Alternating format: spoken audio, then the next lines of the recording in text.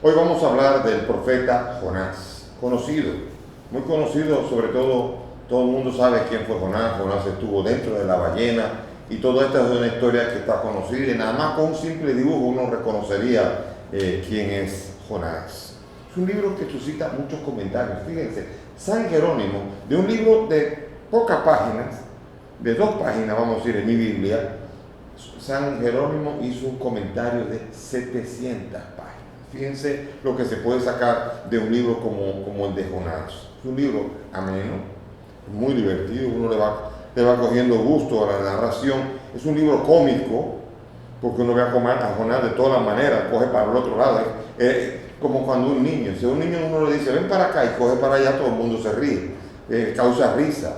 Y Jonás causa risa molestándose por un ricino que le crece, por todo esto, situaciones cómicas, situaciones paradójicas y sobre todo es un libro muy aleccionador, tiene una enseñanza profunda en el fondo. A pesar de ser tan corto, es un libro con una profunda enseñanza.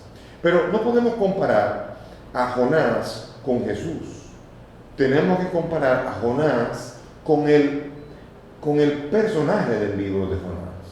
Porque Jonás aparece en 2 de Reyes 14:25. En 2 de Reyes 14:25 aparece el profeta Jonás en la misma época del profeta Amós, en el siglo VIII antes de Cristo, hacia el 780 y 760. Ahí apareció Jonás. Y es curioso, porque entonces aparece allí y ese personaje hay una dificultad muy grande para entenderlo. ¿Por qué? Porque habla de Nínive, que todavía Nínive no existía, ni era una ciudad tan grande como se describe en el libro. Además, el libro tiene tantos rasgos que son propios del post-exilio, después del exilio que fue en el siglo VI y V. También por su lenguaje, por los rasgos persas, da la impresión que es de después del exilio. Nínive no parece aquí convertida como un hecho histórico. Si Nínive se hubiera convertido tal y como se describe allí, es muy normal que lo hubieran conocido todas las naciones alrededor, porque Nínive era el prototipo de la ciudad malvada, perversa. Y es como si ahora de repente una ciudad, no quiero decir ninguna para que ninguno se sienta mal, pero una ciudad que se considere perversa, que de repente hay una conversión general y que sería imposible que no lo hubiera notado todos y cada uno de los pueblos que están alrededor. Además aparece Nínive con una ciudad que aparece como que duraba 3 días para recorrerla. Y Nínive nunca fue así.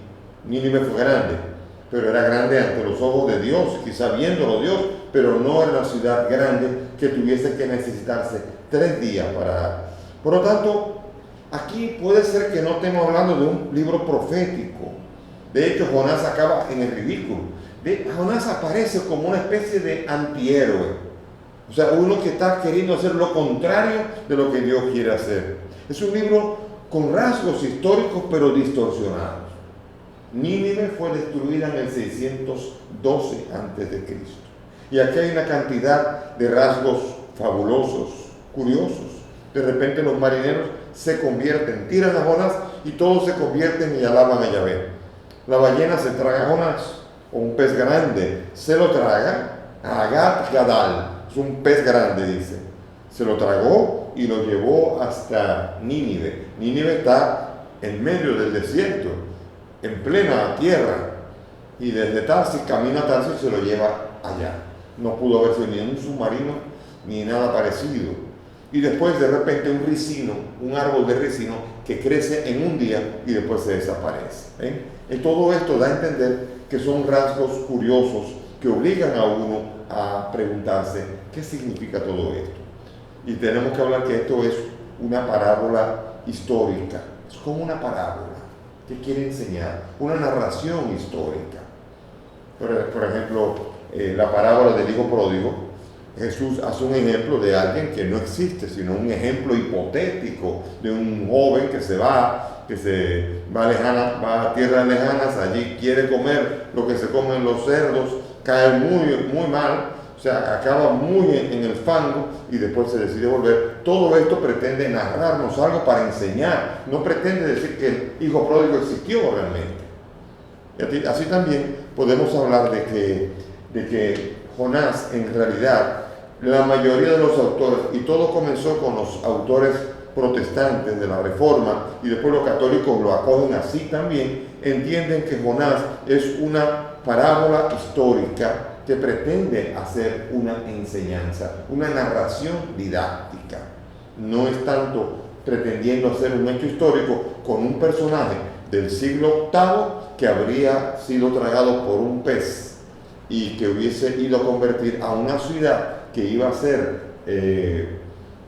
floreciente muchos siglos después y que después iba a ser destruida justo cuando se entiende que se está creando este libro. ¿Ven? Esto quizás podría desilusionar a muchos. Algunos dicen, pero esto no puede ser, entonces no existió. Sí existe la enseñanza. La enseñanza existe. Ilusionó a Jesús, que lo utilizó en el Evangelio. Habló de Jonás sin ningún tipo de problema y con mucha alegría. Entusiasmó a Jerónimo, que escribió 700 páginas de él, y a muchos otros entusiasma. No hay por qué desanimarse en razón de pensar de que eso es una parábola que desilusiona, que es mentira, porque no es nada que se parezca a esto. Después, en los evangelios, Jesús hace mención de esto. Jesús, en el capítulo 8 de Marcos, en el versículo 11, hace una breve alusión de esto. Y dice, salieron los fariseos y le pidieron una señal con el fin de ponerla a prueba, y dando un profundo gemido desde lo profundo de su ser, dice, ¿por qué esta gente pide una señal? Les aseguro que no se dará ninguna señal. En Marcos no aparece como diciendo, subiéndole los vidrios a los fariseos. No hay ninguna señal. Pero después vienen en Lucas, y en Lucas se narra algo ya. En Lucas se nos narra, cuando está hablándose, dice que la gente le pide la señal, y dice Jesús, esta generación es una generación malvada, y pide una señal, y no se le dará otra señal que la señal de Jonás.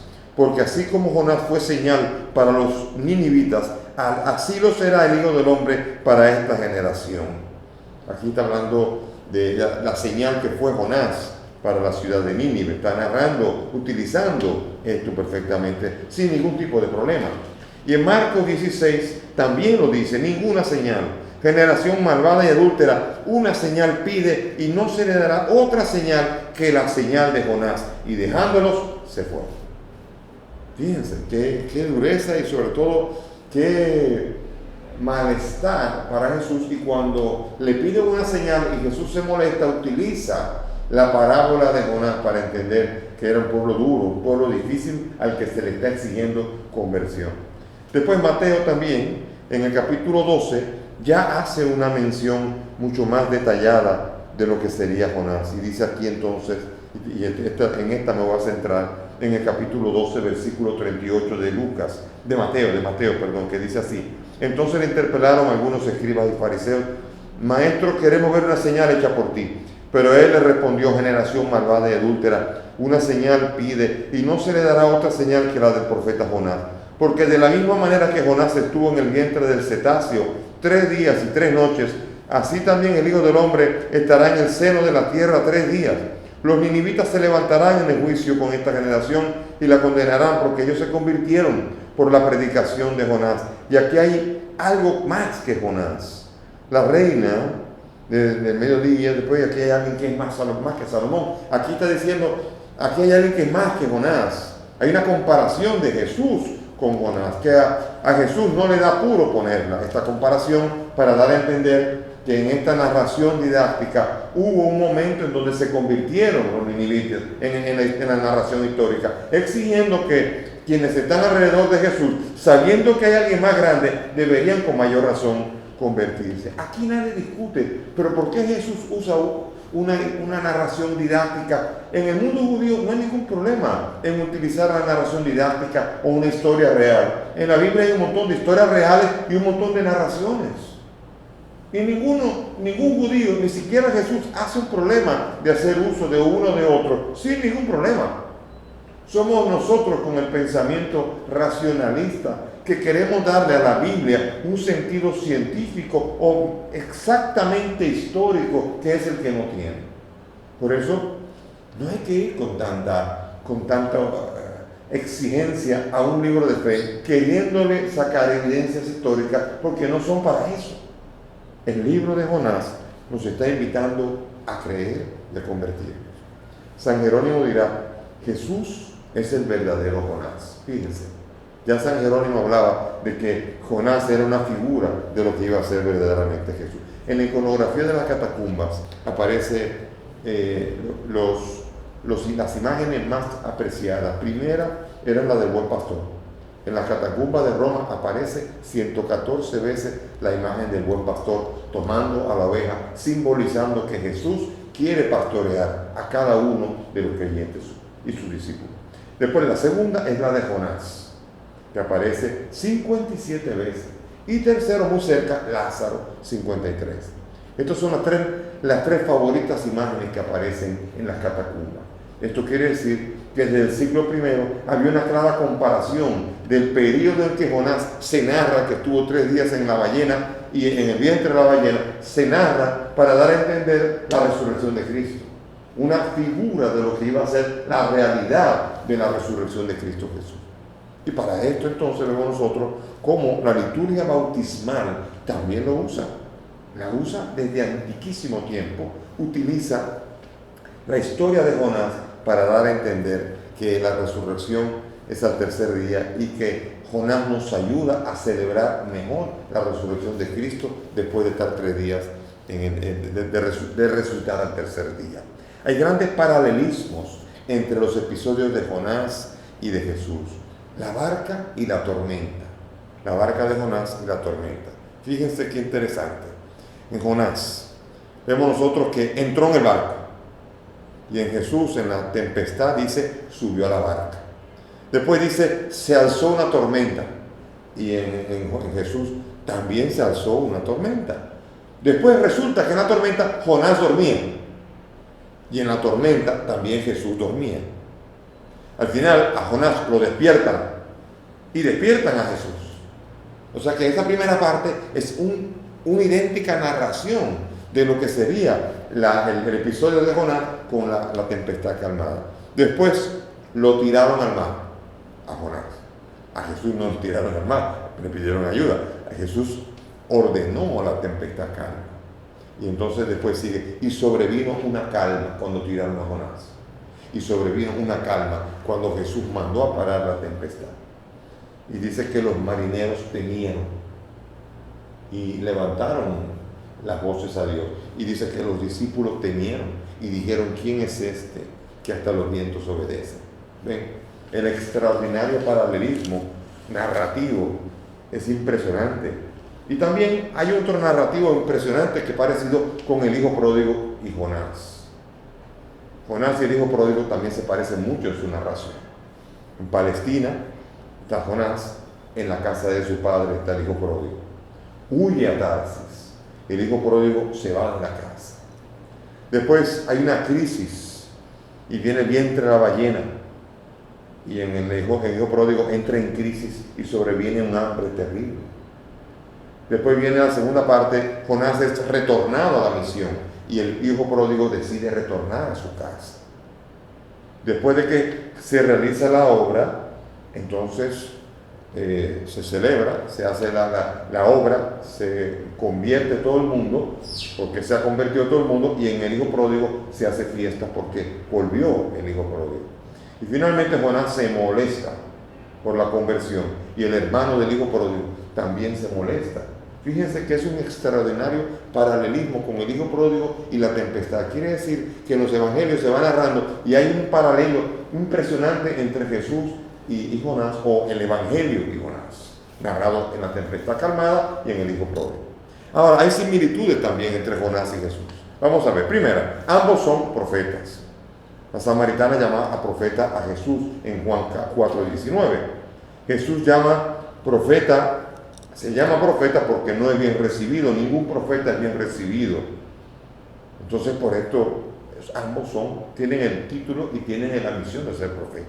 Segundo, en el libro y en Jesús se muestra un Dios misericordioso.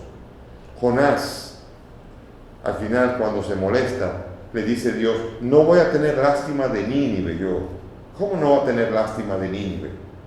Y así Mateo 9 y Marcos 6 nos presenta que Jesús, al ver la multitud, sintió compasión porque eran como ovejas sin pastor. Tercero, ambos se durmieron durante la tempestad. Y eso lo sabemos. Jonás 1:5, Jonás dormía profundamente mientras había una tempestad. Y Jesús en Marcos 8:24, Mateo 8:24, Marcos 4:38 y Lucas 8:23, Jesús dormía también durante la tempestad. Ambos pasaron 3 días como muertos.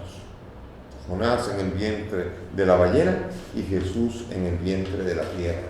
Y ambos exhortan a hacer penitencia. Cuarto, Jonás a los ninivitas los invita a la penitencia y también Jesús inicia su ministerio diciendo hacer penitencia, convertidos porque está cerca el reino de los cielos. Pero si bien es cierto que hay similitudes, también hay grandes diferencias.